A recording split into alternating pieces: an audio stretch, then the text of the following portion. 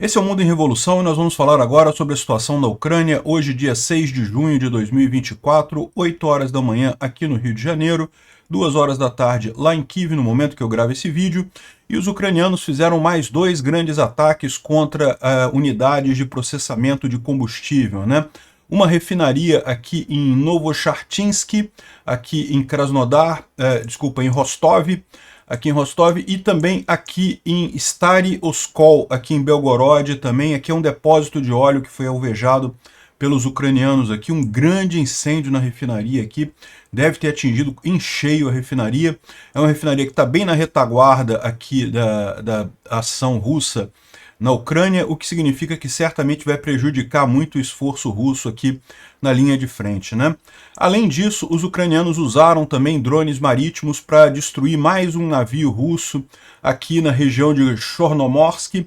Não foi propriamente em Chornomorsk, foi nessa outra baía que tem aqui. O alvo foi um pequeno rebocador que afundou aqui nessa região, né? Mas esses ataques aqui nessa região, tudo leva a crer que são testes dos drones marítimos ucranianos. Por exemplo, nesse teste que foi feito aqui, o drone passou por barreiras. Sabe aquelas barreiras que os russos estão botando na entrada lá do porto de Sevastopol, lá da ponte da Crimeia? Eles estão botando um monte de barreiras para evitar drones marítimos atingindo as estruturas. Pois é, ok que o que foi afundado aqui foi só um rebocadorzinho, um navio pequeno. Como tem sido os navios afundados aqui, a Rússia não tem nenhum grande navio nessa região, mas o drone ucraniano passou por essas barreiras para atingir esse navio, ou seja, é mais um teste na prática do drone ucraniano, né? Excelente notícia isso daqui, e lógico, menos um rebocador é menos um rebocador, né? Bom, na linha de frente nós temos a informação de que continua a situação muito crítica para os russos aqui na região de Kharkiv. Aqui em Ocheretny os russos conseguiram avançar alguma coisa aqui, eles avançaram mais um pedaço aqui, nada muito significativo, mas preocupante. Algumas pessoas falam que talvez a retirada de reservas daqui tenha dado resultado para os russos com esse avanço que a gente viu hoje, né? Mas ainda é cedo para dizer o resultado disso daqui. Foi um avanço relativamente pequeno aqui nessa região, né? Fora isso, nenhuma grande mudança aqui na linha de frente, nenhuma alteração significativa. Aqui em Kherson, os russos destruíram o supermercado daquela rede Epicenter, lembra? O mesmo que recentemente foi destruído lá em Kharkiv e acabou matando um monte de gente, supermercado civil, né, um hipermercado civil.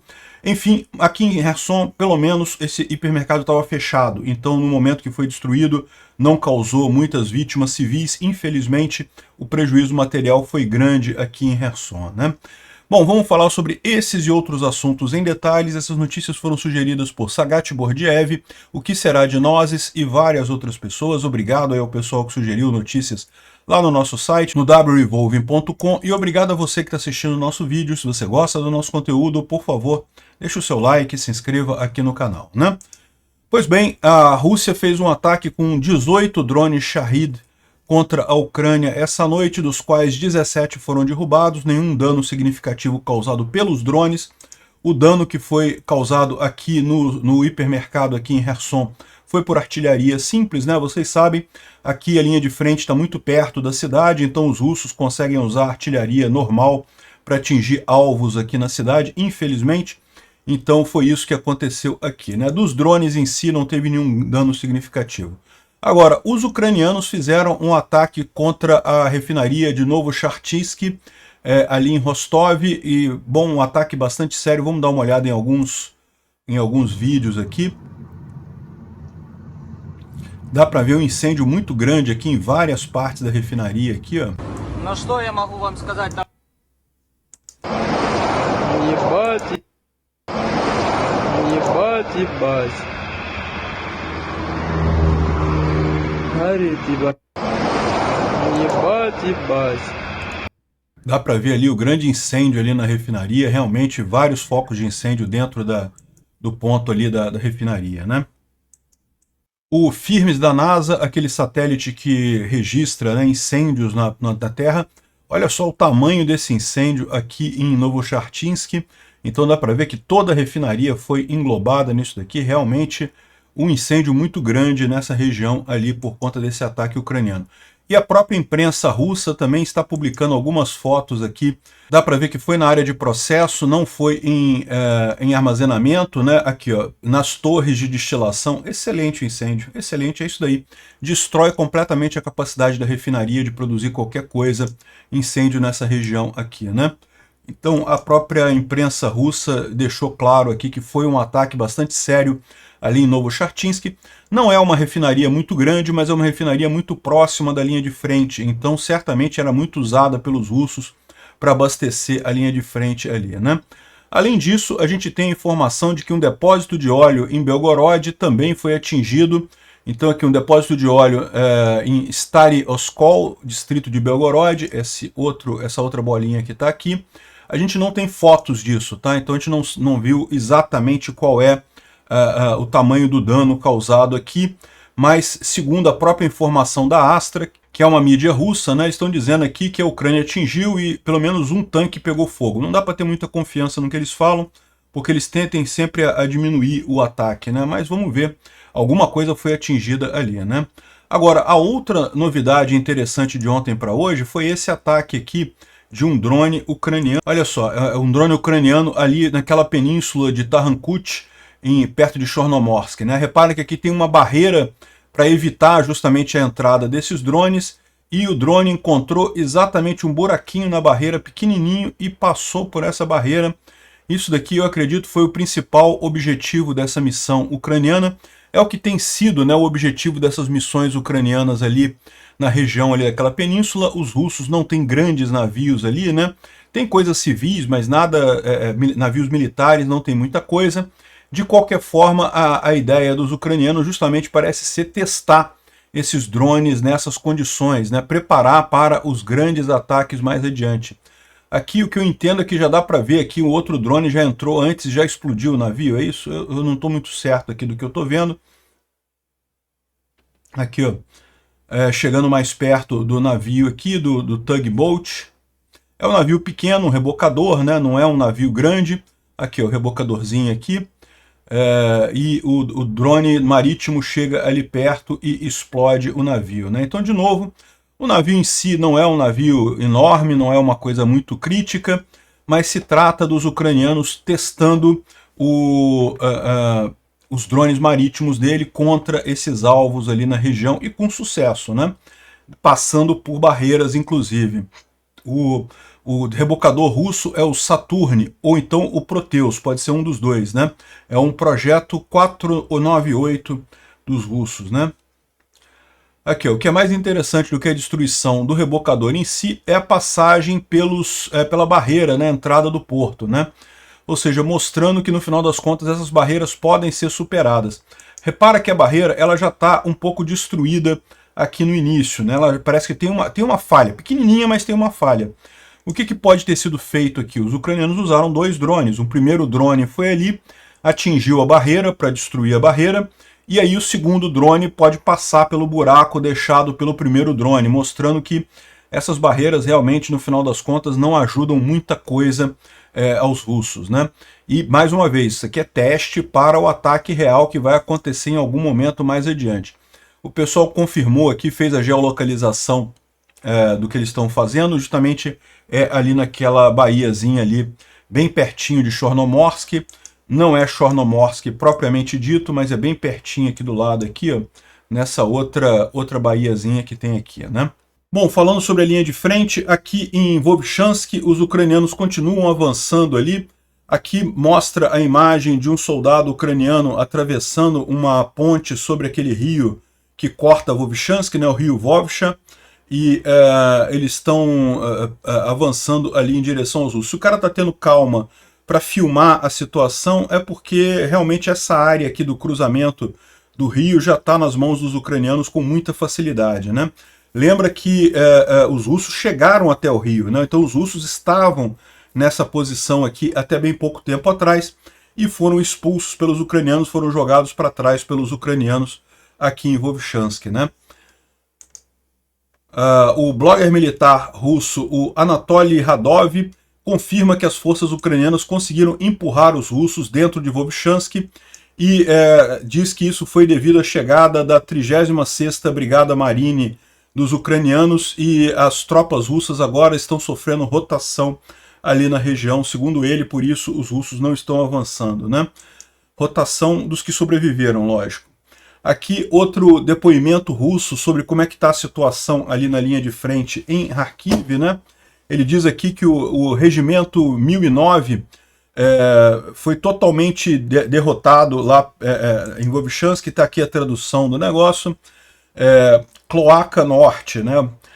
Sobre a derrota das unidades do regimento de rifle motorizado 1009, eu não posso dar os detalhes, mas acreditem em mim, nós vamos voltar de novo aos erros dos comandantes, né, que não levaram em consideração a mudança da realidade nos dias recentes, ou seja, os ucranianos agora têm munição. Por agora, o que sobrou do 1009 será substituído por 2 batalhões do 30º Regimento e 72 divisões, eu imagino que seja a 72ª Divisão da 44º Corpo do Exército, né? Felizmente, nós não tivemos nenhuma grande falha, mas perdemos muitas pessoas e equipamentos. Nenhuma grande falha, mas perderam um monte de pessoas e equipamentos. Ele disse, na visão dele, isso não é uma falha, né? Eu penso que os soldados que irão substituir vão dar conta do outro recado. Ou seja, é isso daqui que o outro estava falando sobre a situação de rotação de tropas, né? É que os russos foram totalmente derrotados ali, estão totalmente com a moral baixa, não conseguem fazer mais nada, totalmente destruídos, os melhores soldados mortos e coisa e tal. Aí os russos estão tirando esse e botando carne nova ali na frente para ver se consegue alguma coisa. De forma geral, os últimos dias se tornaram muito difíceis. Não se importe com os relatórios de vitória, né? E sim, por otimismo, a gente sempre coloca um vídeo ou outro de sucesso, de ataques e coisa e tal, mas é apenas uma pequena gota de tudo que está acontecendo aqui. É muito difícil você conseguir avançar 300 metros na manhã. O que ele está querendo dizer é assim, o pessoal filma os russos avançando 300 metros na manhã, mas aí eles não falam sobre o recuo de 500 metros que acontece mais à noite, né? 2 casas na mesma rua já estiveram sob controle de todos os 2 lados, e no final das contas simplesmente desapareceram, né? E o que está acontecendo é muito destruidor, né? Muito matador, como ele colocou o termo aqui, um termo um pouco usual. Não apenas fisicamente, mas também mentalmente, né? É difícil ser um comandante. Eu não quero dizer aqueles grandes comandantes de alto escalão e coisa e tal, mas no nível de pelotões, companhias e batalhões, ou seja, os comandantes que estão ali na linha de frente, que estão realmente controlando as tropas, né? Enfim, ou seja, o que ele está colocando aqui, o que ele está falando aqui, basicamente é a derrota do 1009 russo, que deve ter sido bastante destruído para estarem fazendo uma rotação de tropas tão cedo, né? Esse pessoal começou na ofensiva de Kharkiv, não tem um mês. Um mês já está tendo que ser rotacionado, é sinal que as perdas foram muito grandes ali, como a gente tem mencionado aqui realmente, né? E, inclusive, nessa ação aqui, o pessoal da 36ª Brigada Marinha Ucraniana capturou 6 invasores durante um contra-ataque que eles fizeram ali na cidade de Vovchansk. 2 companhias de assalto russo foram quase totalmente destruídas e os comandantes se renderam, né? Então, na verdade, o que os ucranianos capturaram aqui foram os comandantes desses grupos russos ali. A situação dos russos está realmente muito complicada aqui na região de Kharkiv. Embora o mapa não mostre nenhum grande avanço aqui ucraniano, aqui a gente está acompanhando que os ucranianos estão fazendo muita coisa por aqui, né? De novo, a minha visão é que eles não estão fazendo ainda uma grande contraofensiva, embora pareça que eles estão sim se preparando para uma grande contraofensiva aqui. Por enquanto, são pequenos contra-ataques aqui na área urbana da cidade, que tem justamente essa característica de impedir o avanço russo e também eliminar muito material e muito russo ali na região, né? Bom, aqui também em Zaporizhia a situação não está muito melhor, né? O Rogojin, que é um comentarista militar russo, está reclamando aqui dos drones ucranianos, olha só. À noite, nas margens do Dnipro, eu contei 11 drones de reconhecimento do exército ucraniano voando sobre nós. E eles são as asas mais móveis, mas eles têm também outros drones do tipo UAV, Mavics. Mas então eu vi em 33 segundos bombardeios não tripulados saindo, né? São os drones maiores que jogam bombas. Eles vão em esquadrões, procuram nossa artilharia e a rotação de pessoal. conduzem minagem, né? Eles botam minas na retaguarda da linha de frente e eles conseguem voar muito atrás da linha de frente, uma visão sinistra, né? É aquilo que eu falo para vocês, como é que os russos não conseguem fazer isso justamente devido à incapacidade deles de distribuir a produção de drones, né? Enfim, ele não fala de nenhuma grande derrota, mas mostra como é que a situação ali está realmente terrível, né? E mostra aqui um videozinho que deve ser de um drone que ele está vendo lá no céu, lá, né? Só controlando o pessoal russo que está ali, né? Vai piorar ainda. Bom, o Pulevolan tem só um mapa hoje, mas um mapa que é meio preocupante, né? Os russos conseguiram um avanço aqui que passa desse sistema de rios aqui em Kalinov.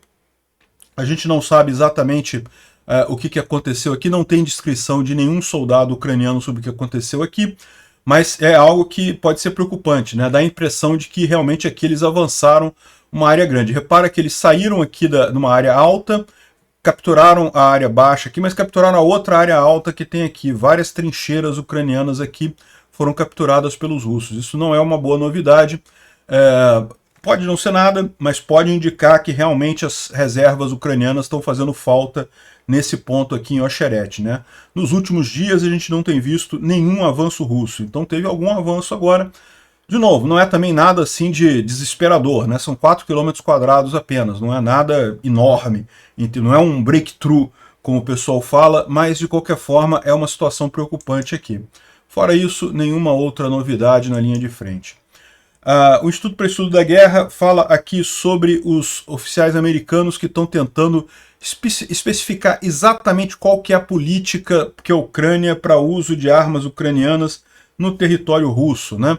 E sim, os ucranianos têm a licença agora para atingir o território russo, mas tem um monte de condições, um monte de coisas que não estão claras ainda para todo mundo. O que a gente sabe é que ali em Kharkiv pode, né? E depois, se ali em Kharkiv pode, para poder em outros lugares também não vai demorar muito tempo, e essa é a grande vantagem, essa foi a grande besteira que os russos fizeram abrindo essa linha de frente em Kharkiv, não conseguiram ir a lugar nenhum e deram a justificativa para os ucranianos agora atingir território russo, né? Bom, o Robert Fico, o presidente lá da Eslováquia, que havia sofrido um atentado alguns dias atrás, a gente noticiou isso, né?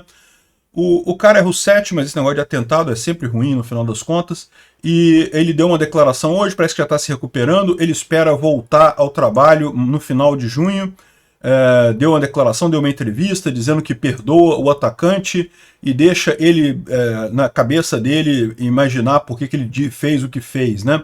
Ou seja, parece que o cara está bem, já está se recuperando, fora de perigo, e deve voltar à presidência, primeiro-ministro da Eslováquia, né? Mas lá é parlamentarismo, então é ele que manda na Eslováquia de qualquer forma, né? Bom, aconteceu um fato muito curioso aqui em Moscou, né? Um assassino matou uma outra pessoa, né? Aqui, ó, parece que a pessoa que morreu como resultado da coisa é o Konstantin Balachanky, e ele seria um mafioso também. Então, ou seja, isso aí foi uma briga de máfias. Aqui tem uma sequência de vídeos que mostra que o cara sofrendo um ataque, aqui, esse aqui é a vítima e esse aqui é o atacante. O cara se refugia ali com os carros e coisa e tal. Depois tem outro aqui. Aí ele atinge finalmente o cara aqui. Realmente um assassinato a sangue frio em plena rua lá de Moscou, né? Uma coisa assustadora, né? A Rússia está se tornando cada vez mais mafiosa, né? Bom, a propagandista-chefe russa, a Margarita Simoni, admite abertamente que as operações do Kremlin usam milhares de entidades online que espalham desinformação na população americana, né?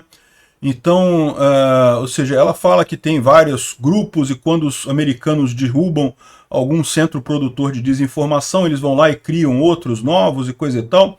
E sim, é verdade isso, eles fazem isso com muita frequência e não é problema, porque como eu já expliquei para vocês, a desinformação russa se mostrou uma grande flop, né? Uma grande decepção nessa guerra. Todo mundo achava que a Rússia conseguiria, com o poder de desinformação que ela tem, que ela conseguiria fazer coisas incríveis, convencer as pessoas a apoiar a Rússia, e fora uma outra pessoa mais desinformada que acabou caindo nessa história, principalmente aqui no Brasil. Nos Estados Unidos e na Europa, que eram os focos principais dessa campanha de desinformação, ninguém caiu no final das contas. E eu falo para vocês, isso é por conta da internet.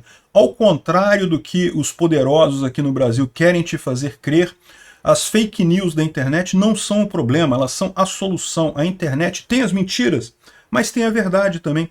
E quando você tem as duas coisas juntas, as pessoas conseguem fazer sua própria cabeça sobre o que é verdade e o que é mentira.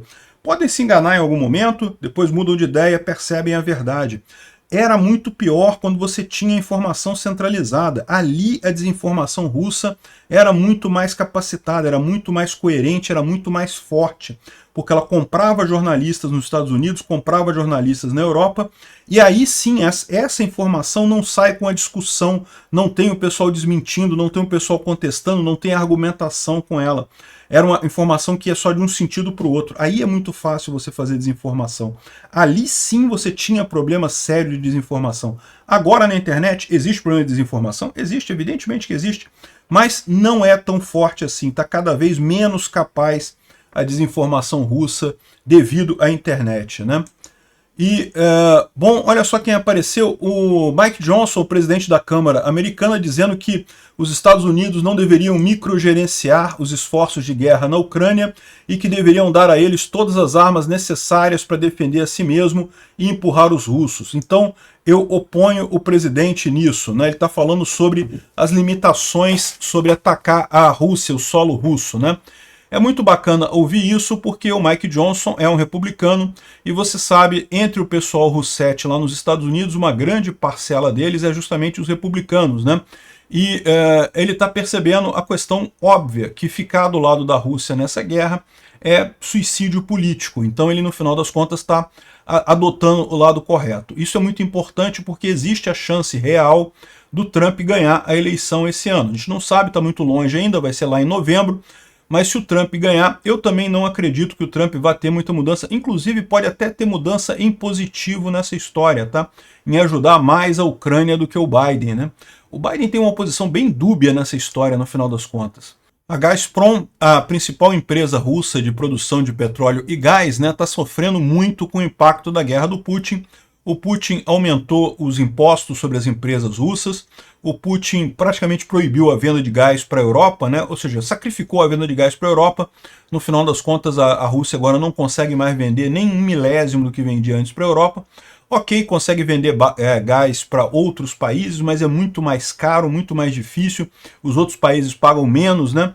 Então, como resultado disso, a Gazprom está piorando muito os resultados. E para piorar a situação da Rússia, o petróleo está em baixa, né? O petróleo teve uma baixa significativa agora, está abaixo de $70 o barril, ou seja, a gente está numa situação que deve deixar a Rússia ainda mais à mercê das economias internas deles e que já não são grandes coisas, né?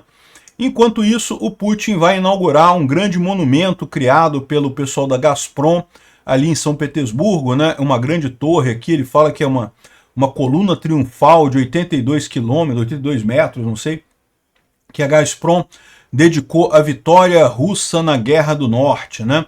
Quando derrotaram os suecos, né? Na época os suecos eram uma grande potência ali da região, os russos derrotaram os suecos em 1721, então a gente está falando ainda da Rússia imperial, né? Mas enfim, fizeram aqui um grande monumento aqui para dedicar isso, e tá o Putin aqui com o cara, ou parece ser eu acho que é aquele sósia com queixo puxado do Putin, né? Que está aqui falando com coisa. Porque o outro que apareceu aqui, o outro Putin que apareceu aqui, parece que está meio perdido, né? Chamou os jornalistas estrangeiros de burros como uma porta, se referindo a mandar armas para a Ucrânia, que isso é uma invenção para a população, que eles estão fazendo condições imperialísticas e coisa e tal. O cara está nervoso, o cara mostrou nervoso. Ele fez uma coletiva de imprensa com jornalistas ocidentais e ficou nervoso o Putin, cara. Eu sei porque ele está nervoso. Ele está nervoso porque ele está vendo um prospecto realmente muito ruim para a Rússia nessa guerra, né? O pouquinho de tempo que eles conseguiram adiar a ajuda americana foi o que eles conseguiram ter um respiro, mas mesmo nesse momento eles não conseguiram avançar muito e agora as condições estão todas contra a Rússia. num momento em que a economia também está indo muito mal, né? O Putin tem motivo para estar nervoso. E, bom, hoje fazem 80 anos, é isso? 60 anos ou 80 anos? 80 anos. 1944, 6 de junho de 1944 foi o dia D, né, na Normandia, o desembarque de 150 mil soldados britânicos, canadenses, americanos e outras forças aliadas ali nas praias da Normandia. Foi a parte central aqui da derrota do Hitler, né, da Alemanha, né? Tá havendo uma grande homenagem aos soldados mortos nesse evento, que foi um evento macabro, mas um evento extremamente importante para a vitória da liberdade, né? O Zelensky está participando também, foi lá para a Normandia, vai participar das comemorações por lá também.